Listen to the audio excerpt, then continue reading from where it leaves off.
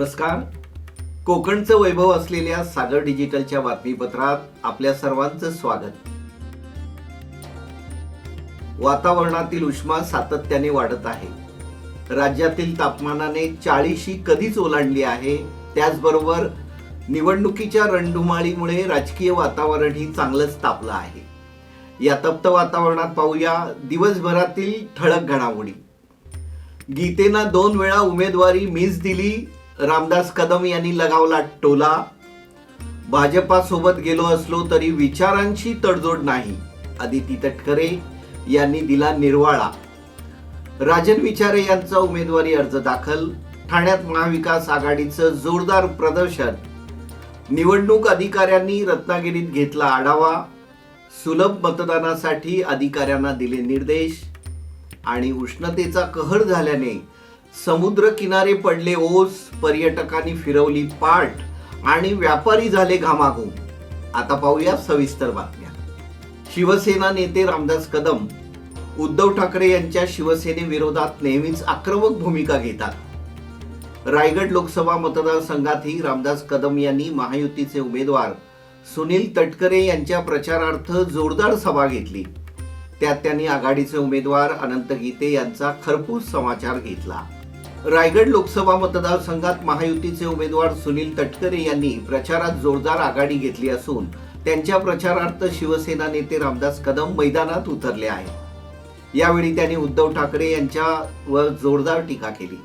तसंच आघाडीचे उमेदवार गीते यांचाही खरपूस समाचार घेतला.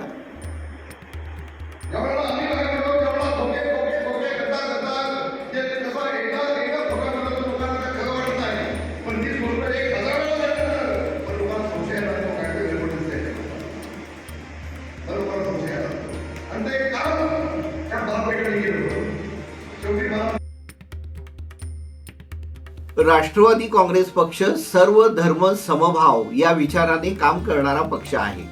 असं असताना भाजपकडून विकसित भारताचं स्वप्न पाहिलं जात आहे. या संकल्पनेला पाठबळ देण्यासाठी राष्ट्रवादी काँग्रेसने भाजप सोबत जाण्याचा निर्णय घेतला.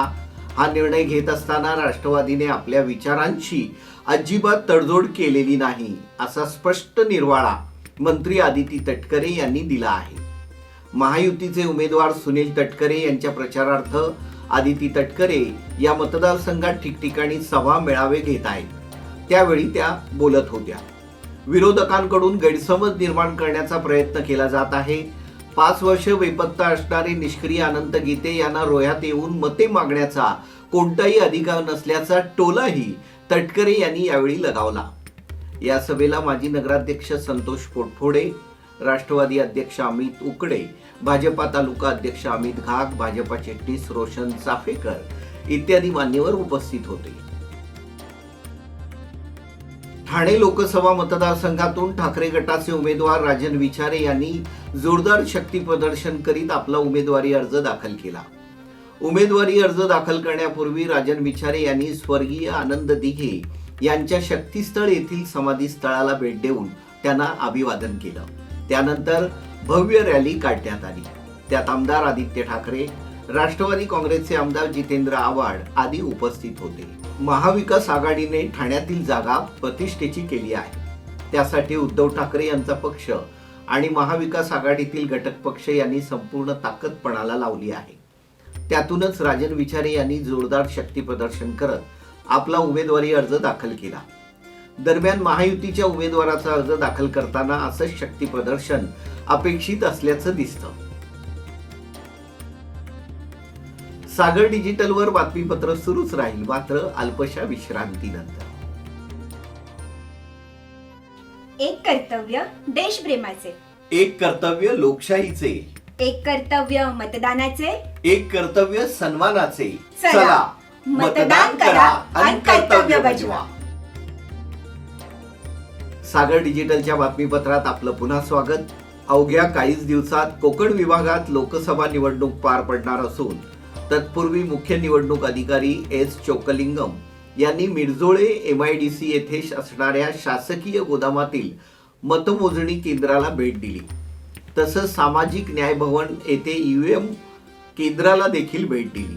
रत्नागिरी सिंधुदुर्ग लोकसभा मतदारसंघात मतदानाचं प्रमाण वाढावं आणि मतदारांना सुलभपणे मतदान करता यावं यासाठी सर्व अधिकाऱ्यांनी आवश्यक ते प्रयत्न करावेत, तसंच त्या दृष्टीने मतदान केंद्रावर आवश्यक त्या सुविधा उपलब्ध कराव्यात असे निर्देश राज्याचे मुख्य निवडणूक अधिकारी एस चौकलिंगम यांनी दिले आहेत.